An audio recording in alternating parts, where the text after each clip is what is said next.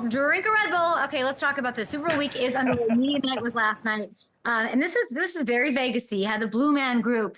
You know, where else can you get Isaiah Pacheco? And by the way, he did a great job posing with the Blue Man Group. There were Bruce Buffer intros. Those were epic, perfectly done. There, you know, like I said, I heard Carrot Top was in the building.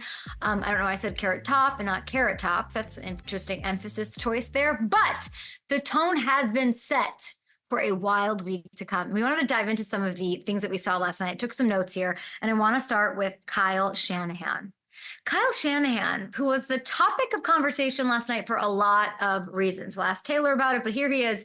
Here he is giving his version of what is now known as sort of like the Brock Purdy story, and you know what we heard from Jed York last year about when they knew he was the guy. It's funny to hear Jed say that because it wasn't the smartest moment I've ever had.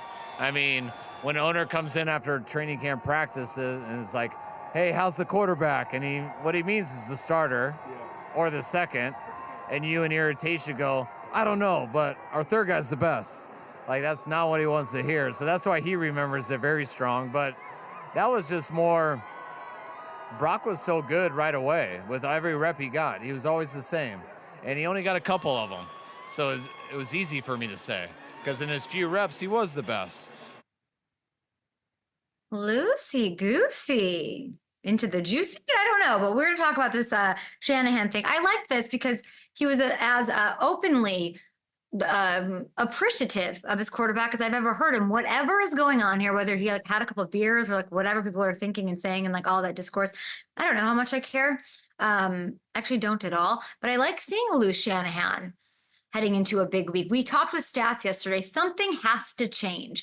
That moment, and in Super Bowl 54, he tightened up at halftime. We all saw it, and that was pretty devastating. So as much as we love it, you know, like we are so mad at him when he's salty and short, and then we're also like not going to be happy that he's enjoying the moment and maybe approaching it a bit of a different way. We want loose, aggressive, F-U, Kyle Shanahan. Those are the three characteristics I am looking for out of this play calling wizard on Sunday. We also heard from both quarterbacks as well. Mahomes and Purdy, you know, it's always awkward. They just like stand together and like be asked about each other. But Scott Hansen, brilliant. I texted him last night. Brilliant job by him as always. It's not hard. It's not easy to wrangle. I thought Michael Robinson crushed it. So NFL media does this event better than anybody. I miss being a part of it because it's so fun, but they killed it. So kudos to them, Mahomes and Purdy here, talking about the respect they have for each other. I've seen Brock play since he was in college and knew how good he was. I watched him play. I watched Big 12 a lot, so I watched him play a ton. And he was a winner, and he made plays happen all through his college career. And usually when you can make it happen in college, no matter what your surroundings are, and to turn around a program like he did in Iowa State, you're going to make it happen when you get your opportunity in the NFL. Yeah, I'm honored, man. Obviously, I've watched the guy play in the NFL, you know, since he really came in and started, and been a big fan of his, the way he competes and does what it takes to help his team win. So to be able to go up against a guy like that in your first Super Bowl, like it doesn't get any better than that. I caught that, Brock. I love that mentality out of him. And I've thought about this throughout the year. What is it going to take for critics to shut up and actually show him respect? Him, other quarterbacks like him that are thought about or looked about a certain way. What can you do to change that? And I've come to the conclusion, and I did this all throughout the late fall, not even winning a Super Bowl, not even winning a Super Bowl MVP, which you'd likely get if the team won, no matter what happens, that isn't going to do it. Some people are still going to make it about the play caller, about his weaponry, the supporting cast, something that went wrong on the other side, penalties, Taylor. It'll be about something else. It won't be about giving him his proper due. For whatever reason, he is this polarizing cilantro / blue cheese of the NFL right now. But given that it's Mahomes on the other side, and he has the chance to sort of outduel, potentially outscore him, the undisputed greatest quarterback we have in the game right now, maybe that will convert a couple of people, get a couple of people over to his side, and then he'll of course remain the starting quarterback for some time there. It's interesting if they lose, is Brock the future? That's the sort of razor edge. We talked about the passer rating above and below what he's done, given the context of history. Like he's on this edge of what can I gain? What can I not? I'm going to keep it pessimistic though. I don't think even winning in triumphant fashion changes how people see him. It's just the way the NFL goes. And by the way, tons of respect for the quarterbacks between each other. That's always great to see. But there's plenty of trash talking. There's plenty of grandstanding, I guess. I don't know what you would call that. Like, there's plenty of confidence on both sides of these squads as well. Former Chief and current Niners All-Pro Charvarius Ward was asked to compare the two organizations, which is wild. And then we had some boos raining down on Travis Kelce from Niners faithful, who are the Super Bowl MVP so far. Oh, it's better over here. Better? Yeah, it's better over here. In what ways is it better? Every way possible. And it's been an absolute. Y'all are firing me up, making me want to play right now, baby. Woo! I love the boos more than I love the cheers, baby. Keep them coming, Niners gang. Keep them coming. Maybe don't boo the guy who all of a sudden looks like he's like 22, whippersnapper, or all-pro legend at tight end, breaking all the records. Maybe don't do that. It was all in good fun, and we loved seeing it. But yeah, like, did we learn nothing about what happened in Buffalo? Do not give Chiefs extra fuel.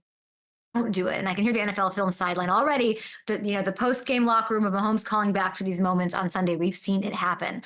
Handle that accordingly, Niners fans who showed up and are so excited. And I loved BJ Kissel's take on that yesterday. He, of course, covers all things Chiefs. Like, they're used to it. They're here. It's in and out. They're not showing up on Sunday before the game. They're going to roll in and probably leave early. They're used to winning these championships. We'll see if they can go back to back. We've got Saquon Barkley. We've got Robbie Gould on the show. We've got Taylor Lewan. We have Sandra Douglas Morgan on the show as well, team president for the Raiders. They have so many obligations, so much excitement going on with them. So I'm so happy to have her on the program as well. What else did I want to get to here? Oh, beyond the booze, we heard from a very thoughtful Travis Kelce about what a win would mean for him. And it's so interesting because we want to say records don't matter. And, the where they stack up, was it 17 weeks during 18 weeks or it matters. The historical context of this matters to the best players who want greatness. There's a certain tier of teams in the NFL that have gone back-to-back, and, it's I've been on a mission ever since I won my first Super Bowl. We made it back to the Super Bowl the year after 2019, obviously lost to the Tampa Bay Buccaneers. That's motivated me to get back to this point right here. So you'll hear me say this a lot, but I want this one more than I've ever wanted a Super Bowl in my life. And it's because the type of team we have, the people that we have in this thing, but also because that tier of teams that have done it twice have gone down in history as some of the greats. So he said, quote, he can't imagine not doing this as long as he can. But he also said, quote, it's something that you got to think about in terms of the twilight, the end, the retirement that is somewhere in his mind and ahead of him. He's clearly enjoying the ride, but in case he does win, and that does cement that place in history that he's talking about here, I wonder if it is a perfect, rare, players don't get this, a perfect Peyton Manning-y ride off into the sunset. And to put a wrap on opening night, we also heard from Travis Kelce and Patrick Mahomes on Gronk's chances when it comes to what we're all excited about, the Kick of Destiny, Part 2. Rob Gronkowski missed it last year. Will he make or miss it this year, guys? Gronk is doing the Kick of Destiny for a second time. I was about to say. Make or miss? What's your... Make or miss? Yeah. Man, I got faith in my guy, man. Any words of advice for him? I need... Man, just do you, bro. I know you put in the work. I see the commercials. You're growing out the beard. That's what I did to get here. You know what I'm saying? Gronk's an all-around athlete, man. Make TEU proud, baby. I think he's got it, man. Knowing Gronk, man, I mean, he probably didn't practice at all. But I just have a feeling that he's just going to show up when the lights are the brightest and make it happen. That's just in his DNA. I love how Patrick Mahomes handled himself yesterday. He was asked about his abs. He was all chill, and that's a scary Patrick Mahomes. Now, all of you at home can join in the fun and win an equal share of $10 million in bonus bets if you correctly pick whether Gronk will make or miss the kick. Go to FanDuel Sportsbook app to play. There are some very fun props up there. And speaking of that,